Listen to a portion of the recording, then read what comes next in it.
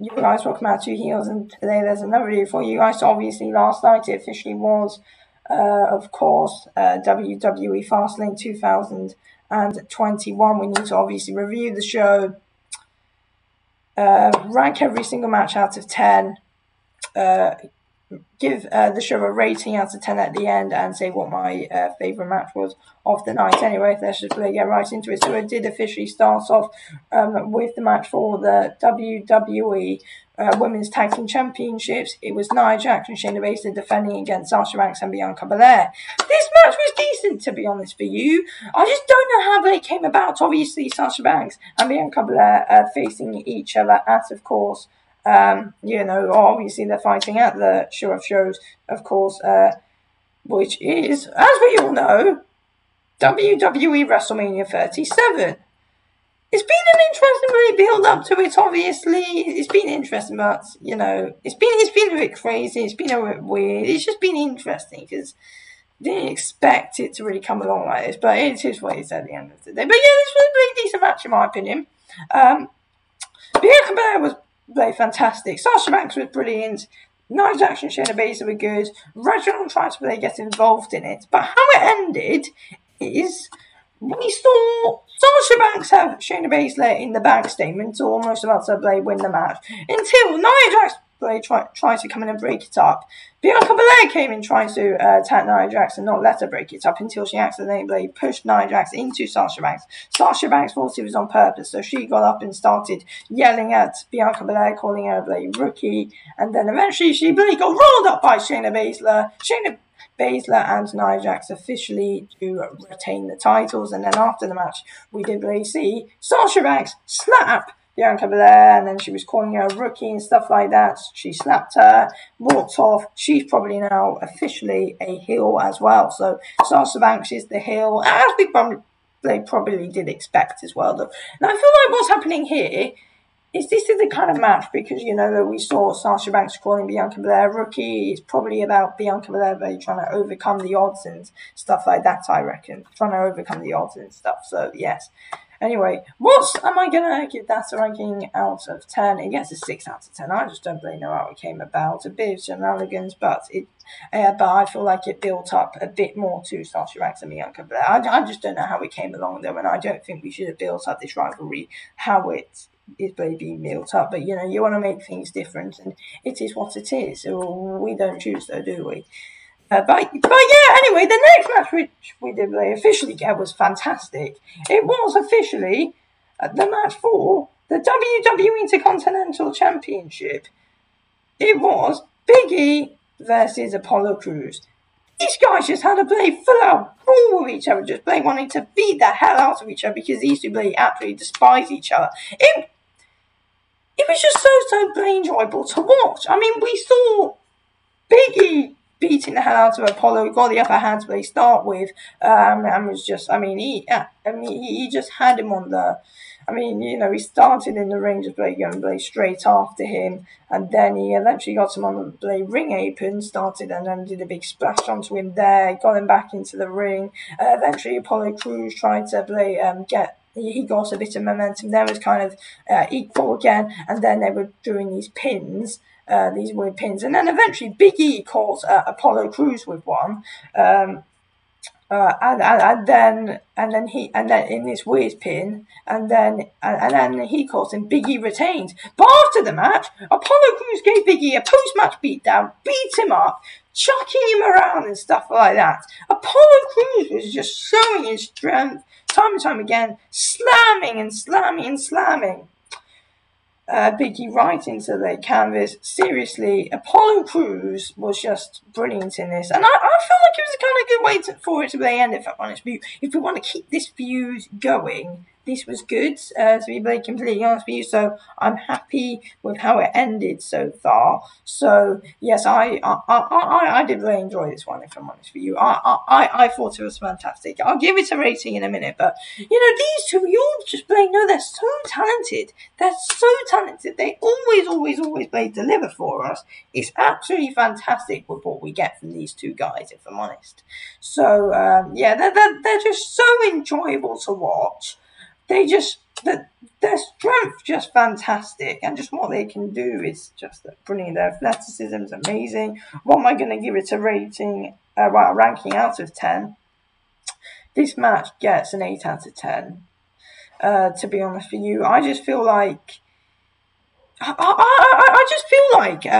WWE did everything right in this match, to be honest with you. They got the ending spot on. It was a good brawl. So, yeah, I mean, I know it was kind of like a weird pin at the end, but it was the right thing to do. So, yeah, WWE got it right in this one. So, yeah, fair play to them in that one. So, yes, after this match, our next match was officially Braun Strowman versus Elias. Yeah. It was meant to officially be Braun Strowman versus Shane McMahon, but Shane McMahon was obviously faking an injury. We're building it up to, of course, WWE WrestleMania 37. But yeah, Braun Strowman just showed off his skills in this one. How it did come about, Shane McMahon was faking the injury. Elias was out performing a concert. Jackson Ryker was obviously out there with him. Shane McMahon was stood there with him for no reason whatsoever. Bloody hell. And then he just sprang it up on him that he had a match. Braun Strowman Blade came storming out, beat up Elias. Elias literally did nothing in this match. He got 30 seconds of a beat down on Braun Strowman, but Braun Strowman Blade beat him up. It didn't go on for long whatsoever. Braun Strowman just showed his skills. Power slammed in. It was all over. 1, 2, 3. Braun Strowman wins. Braun Strowman's Blade probably going to destroy Shane McMahon tonight, of course, on WWE Monday Night Raw, because he'll be Blade furious, won't he? But, yeah. Anyway, the next match, but before I get on to it, Braun Strowman versus Elias is rating 6 out of 10. It just shows Braun Strowman's skills. I thought, yeah, I just thought it was good for him. The next match that we did get after this, though, is it's just a match that we've seen a few times. And it's just always a bloody fantastic match, and this one was no different to the others. It officially was Seth Rollins versus Shinsuke Nakamura. These guys just beat the hell out of each other, obviously. I mean, seriously, Seth Rollins had some brilliant good offense in this. Shinsuke Nakamura's played fantastic. These guys just had a brilliant fight, a brilliant brawl at times. These guys just played fantastic, to be honest with you. I really enjoyed this one. These guys just never failed to disappoint. I mean, there was quite a few close falls in this one. There were quite a few, obviously, close falls in this as well. So, yeah, Jesus Christ, it was a very fantastic match, if I'm honest with you. So, yes, Seth Rollins did end up winning, setting his statement to Cesaro, who we do officially assume he's going to be, of course, his WWE WrestleMania 37 opponent. So, he probably will face him at WWE WrestleMania 37. Cesaro, obviously, he didn't end up beating him down at the end of it. Seth was just setting a statement, stomped in to end it. And yeah, it was over. What am I going to give this? 8 out of 10. Fantastic display by both of these two. Bloody hell, fantastic. And then the next match, the Blade Show just kept on getting Blade fantastic. The show. It was officially the two former best friends. It was Drew McIntyre versus his former best friend, Sheamus. These guys beat the hell out of each other in, of course, a no-holds-barred match.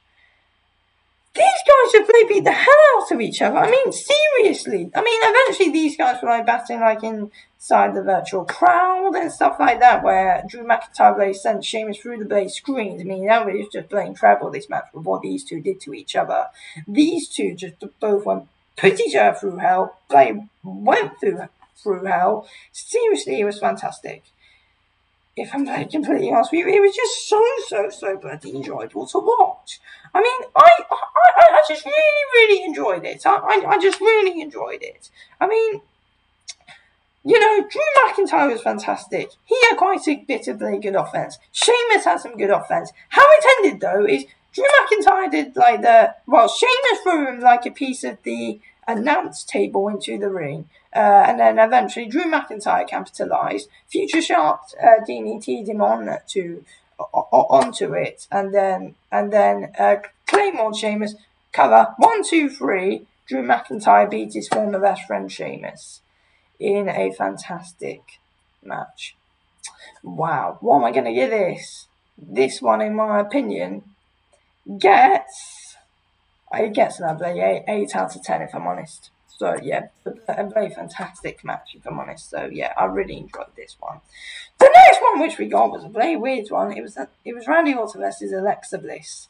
So yes, I mean, I thought like the Fiend was going to return straight away, but what happened here though? What did bloody happen is this match actually started. It actually begun. Randy Orton just went straight after Alexa Bliss, and then he just went shoulder first into the blade post. Alexa Bliss was just running away, and then just waiting for that moment, and then obviously we did officially see a hand grab on to Randy Orton's foot. It was the Fiend, and then he got up with his completely new look. Sister Abigail, Randy Orton, Alexa Bliss went for the pin. Cover 1, 2, 3. It was all over. Alexa Bliss defeated Randy Orton. So yeah, it was really crazy. The Fiend returned. 7 out of 10 for this match. It was just like it was crazy, but the Fiend returned. It was all good. 7 out of 10, and just I just feel like WWE really did it right here, because they kept the Fiend off TV for a while, which was brilliant for the story, instead of them suddenly just popping up suddenly like a few days later. They really did the right thing here. It was a good feud. It looks like we are officially going to be seeing, of course, Randy Orton take on the Fiend. That's, of course, the show of shows, WWE WrestleMania 37. It looks like we're going to be seeing after that event. It's going to be really awesome, that one. So, yes. I wonder what stipulation it will be as well. It just keeps on getting even more interesting. Anyway, the next match we got was, of course, our main event of the evening. Wow. This one was really crazy, because we did officially get Roman Reigns defending his WWE Universal Championship against Daniel Bryan as Edge, of course, who is the WWE Men's Royal Rumble winner, as the special guest enforcer. This was just fantastic. This was really fantastic, this match. I mean, seriously, these guys just beat the hell out of each other. Roman Reigns was fantastic. Daniel Bryan was incredible in this as well. I mean, these guys had a fantastic fight. It was a good brawl as well. Daniel Bryan got the yes lock in on Roman Reigns quite a few times. Roman Reigns was fantastic as well. I mean, seriously, these guys just beat the hell out of each other. It was just so really enjoyable to watch. And yeah, these guys just seriously just went after each other as soon as it started. These guys just beat the hell out of each other. It's just so enjoyable. Just so very enjoyable to watch, and it was a fantastic match, to be honest with you. I really enjoyed this. I really did enjoy it. Obviously, high expectations. I mean, seriously, this one was absolutely fantastic. Just the way these two both went at each other from the start, beat each other up as much as they bloody could. Seriously, it was amazing. It was absolutely amazing. Just the way these two just went at it. These two just went at each other. I mean, seriously, it was absolutely incredible. Because look, it was just like a normal singles match where these guys just simply beat the hell out of each other. To be honest with you, these guys just couldn't get their hands away from each other. These guys just couldn't stop beating each other up. I mean, Roman Reigns has some brilliant offense at a point in this match as well. I mean, he was really fantastic, trying to dominate Daniel Bryan, just smashing him around with really good punches. Daniel Bryan got in the yes lock a few times, got a bit of offense himself. It was a kind of very equal match, if I'm honest with you. Wow, it was really fantastic. It definitely lived up to his expectations. Obviously, it was really fantastic. But at the end, this is when we did get our shenanigans, though, because we got, of course, Jey Uso come out here, just beating everyone up with a blade steel chair, took out Edge with a super kick, it took out Daniel Bryan, just smashing everyone with a chair. And then eventually Daniel Bryan got up and then beat up Jey Uso and stuff like that. But how it came along, though, is because Daniel Bryan running the referee, and then that's when Esbley hopped in to the ring and did like a count, and then that is how this all came about, with Jey Uso coming out and beating everyone up and stuff because the referee was laid down. And then at a point, Daniel Bryan got the yes lock in on Roman Reigns. Roman Reigns tapped out. Yes, he tapped out, but the referee was down. Edge, because he was some special guest enforcer, had the rights as the referee, but he didn't see Roman Reigns tapped. He came and whacked Daniel Bryan with a chair, because obviously Daniel Bryan accidentally whacked Edge earlier on by accident, and then Edge obviously really thought it was on purpose. He whacked him with a chair, then he whacked Roman Reigns with a chair, then he whacked Daniel Bryan again, and then he stormed off.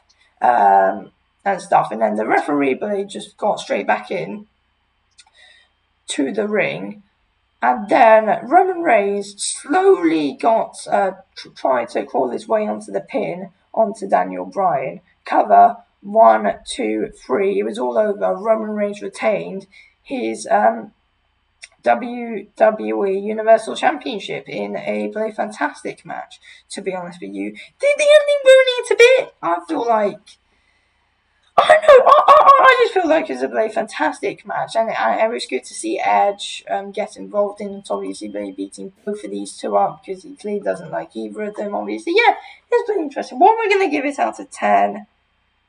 I'm going to give it an 8 out of 10, to be honest. Actually, you know what? 9. I'm giving it a play 9. I'm giving it a 9, to be honest with you. I just really enjoyed this one. I really enjoyed it. I feel like it was very fantastic, if I'm honest. So, yeah, it was just fantastic, all this match, to be honest with you. So, yeah, 9 out of 10. Like, yeah, it was good. Anyway, which does officially take us to what was the match of the night. Of course, it was the main event, Roman Reigns versus Daniel Bryan, of course, for the WWE Universal Championship, closely followed on in second place with Drew McIntyre versus Sheamus in that no-holds-barred match. But yeah, Roman Reigns versus Daniel Bryan was my favourite match. And then the rating out of 10 officially is an 8 out of 10. And I can officially confirm we are now officially on the road to WWE WrestleMania 37. There you go. Anyway, thanks for watching this video, Chaos. I'll speak to you all soon. Anyway, thanks for watching. Anyway, peace out.